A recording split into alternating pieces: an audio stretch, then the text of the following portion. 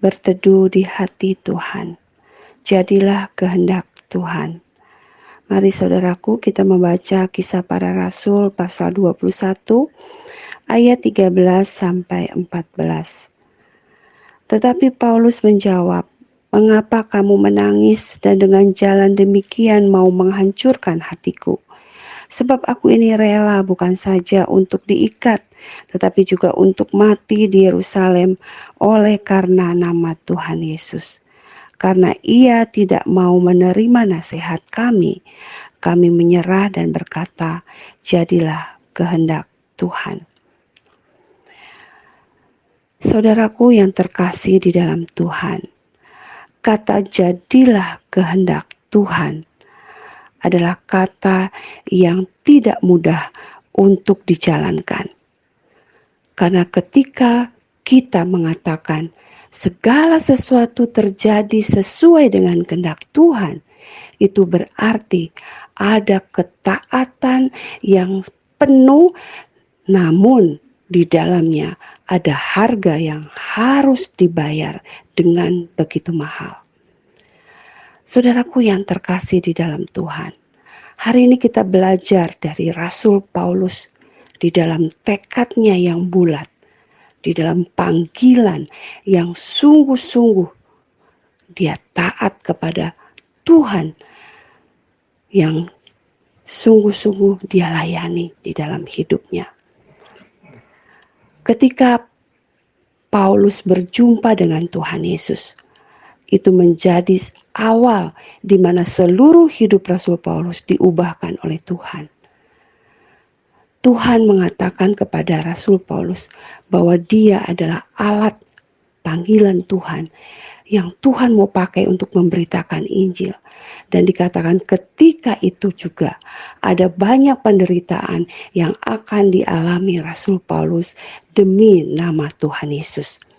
Dan itu yang dilakukan oleh Paulus ketika dia mengalami begitu banyak penderitaan di dalam pelayanannya, dan dia terus berjalan di dalam panggilannya, tidak pernah berubah, tidak pernah berhenti mengabarkan Injil sekalipun begitu banyak penderitaan dan penganiayaan yang dialami oleh Rasul Paulus.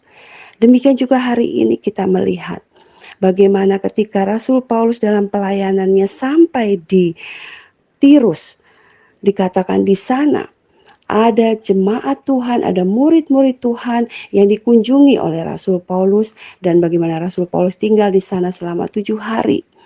Dan ketika itu jemaat Tuhan, murid-murid Tuhan yang ada di sana mendapat bisikan dari Roh Kudus, sehingga mereka menasehati Rasul Paulus supaya jangan pergi ke Yerusalem. Di sini kita melihat dengan jelas bahwa Roh Kudus membisikkan kepada murid-murid apa yang akan terjadi di dalam hidup Rasul Paulus di Yerusalem. Rasul Paulus akan berjalan di dalam pelayanannya menuju Yerusalem. Dia mau kembali ke sana untuk memberitakan Injil, mengunjungi jemaat Tuhan di sana, untuk menguatkan, meneguhkan murid-murid Tuhan yang ada di Yerusalem. Namun murid-murid yang ada di Tirus, saudaraku, mereka dengan jelas melihat Tuhan Roh Kudus memberikan penglihatan kepada mereka bahwa di Yerusalem Paulus akan mengalami penderitaan, dan mereka berusaha mencegah Rasul Paulus untuk tidak pergi ke sana. Tetapi Rasul Paulus tetap menjalankan pelayanan pekabaran Injilnya. Lalu setelah itu, saudaraku, tibalah Rasul Paulus sampai di Kaisarea. Di sana, saudaraku, ada seorang nabi yang bernama Agabus. Demikian Roh Kudus juga berkata bahwa Paulus akan diikat oleh orang-orang Yahudi di Yerusalem dan diserahkan ke dalam tangan bangsa-bangsa lain. Maka umat Tuhan, jemaat Tuhan yang ada di sana ketika mendengar berita yang disampaikan oleh Nabi Agabus ini, saudaraku, mereka berusaha mencegah Paulus, menasehati Paulus supaya Paulus jangan pergi ke Yerusalem, karena Roh Kudus sudah menyatakan bahwa di Yerusalem Paulus akan menghadapi penderitaan. Saudaraku, ketika Paulus mendengar hal ini, apa respon daripada Rasul Paulus? Rasul Paulus mengatakan, "Mengapa kamu menangisi aku? Mengapa kamu takut kalau aku mengalami penderitaan?" Rasul Paulus mengatakan, "Mengapa dengan demikian kamu mau menghancurkan hati aku?" Kita melihat ada sisi kelembutan dari hati Rasul Paulus, bahwa dia tahu murid-murid Tuhan, jemaat Tuhan yang sudah didirikan oleh Rasul Paulus. Mereka sangat mengasihi Rasul Paulus. Mereka tidak ingin Rasul Paulus celaka. Mereka tidak ingin Rasul Paulus mengalami penderitaan. Tetapi Rasul Paulus sudah bertekad bulat, dan dengan sungguh-sungguh Rasul Paulus mengatakan, "Aku ini sudah rela bukan saja untuk diikat, tetapi juga untuk mati di Yerusalem karena nama Tuhan Yesus." Saudaraku, di kalimat yang begitu luar biasa yang dikatakan oleh Rasul Paulus, bahwa dia tahu hidupnya untuk apa. Dia sudah mempersembahkan seluruh dirinya untuk Tuhan. Tidak ada lagi mencari segala sesuatu untuk dirinya. Ketika dia melayani Tuhan, sungguh-sungguh menjadi teladan buat setiap kita, bahwa di dalam panggilan melayani Tuhan sebagai pelayan Tuhan, Rasul Paulus sungguh-sungguh hidupnya hanya untuk Tuhan, tidak untuk mencari perlindungan atau mencari keuntungan bagi dirinya sendiri. Saudaraku, jikalau saudara dinasehati untuk jangan pergi ke sana, karena di sana akan mengalami banyak kesusahan, saudara, apa yang saudara akan lakukan? Jujur, jikalau kita berada di posisi Rasul Paulus, kita berusaha bagaimana caranya supaya kita tidak pergi ke sana, bukan? Kalau jelas-jelas di sana ada masalah, jelas-jelas di sana kita akan mengalami kesusahan, bukankah kita tidak akan pernah mau berjalan di tempat itu? Kita akan cari jalan lain, kita akan berputar di tempat lain menurut keinginan kita, tempat yang lebih aman untuk kita, bukan? Tetapi saudaraku yang terkasih, kita sungguh-sungguh diajar pada hari ini bagaimana menjadi seorang pelayan Tuhan yang sejati. Seorang pelayan Tuhan yang tidak takut akan penderitaan.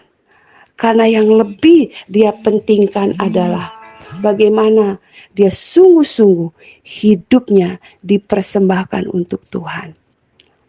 Seorang yang berani menghadapi penderitaan, bukan lari daripada penderitaan. Bukankah itu juga yang telah diteladankan oleh Tuhan Yesus Kristus ketika berdoa di Taman Getsemani?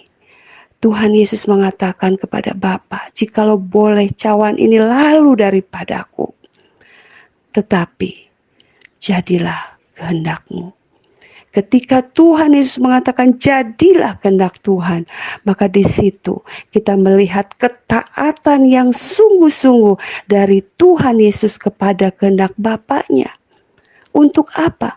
Untuk membayar harga yang begitu besar dan mahal, yaitu berkorban bagi saudara dan saya, orang-orang yang sangat-sangat tidak pantas untuk diampuni dan dikasihi.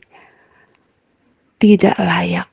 Tuhan Yesus berkorban bagi kita, bukan? Tetapi di dalam ketaatannya, Tuhan membayar harganya yang begitu mahal untuk mati di atas kayu salib bagi saudara dan saya. Itulah ketaatan Tuhan Yesus yang menjadi teladan bagi Rasul Paulus, dan harusnya itu juga yang menjadi teladan bagi saudara dan saya.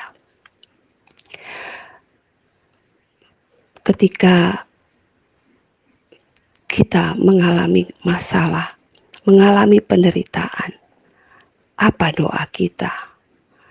Seringkali kita berdoa, "Tuhan, segeralah lepaskan aku dari penderitaan ini." kita sering berteriak sama Tuhan, aku tidak mau mengalami ini. Saudaraku, memang tidak ada seorang pun yang menginginkan mengalami penderitaan di dalam hidupnya. Tetapi jikalau kita sadar bahwa segala sesuatu terjadi dalam hidup kita adalah atas kehendak daripada Tuhan. Saudara, kita seringkali tidak mau taat kepada Tuhan.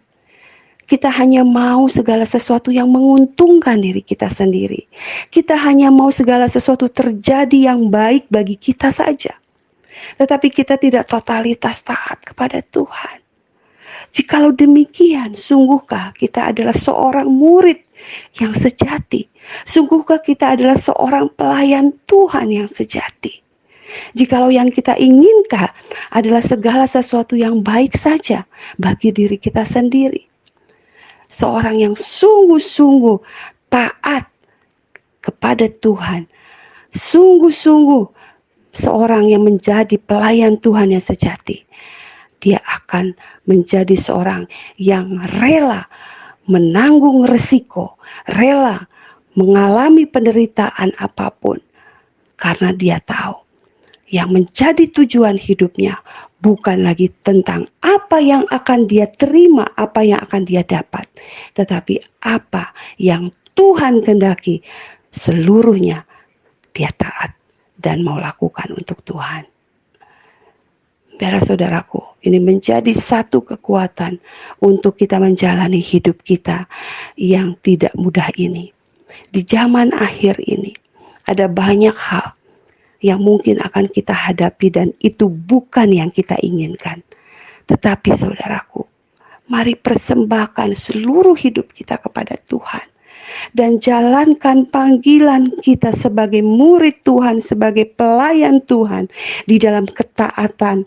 Dan di dalam ketaatan ini, kita belajar untuk membayar harga. Seorang Kristen sejati bukan mencari harga untuk diri, tetapi seorang Kristen yang sejati rela membayar harga sebesar apapun itu untuk melayani Tuhan. Karena apa yang akan kita dapatkan di dalam kerajaan Allah tidak akan pernah sebanding dengan apa yang kita berikan untuk Allah. Biar setiap kita terus hidup bagi Tuhan. Tuhan Yesus memberkati saudara sekalian. Amin.